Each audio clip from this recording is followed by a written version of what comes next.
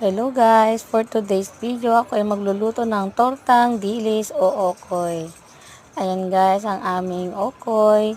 Kanina po ay nilagyan ko po ng ingredients ng paminta, bawang, magic sarap at itlog at harina upang maging masarap po siya.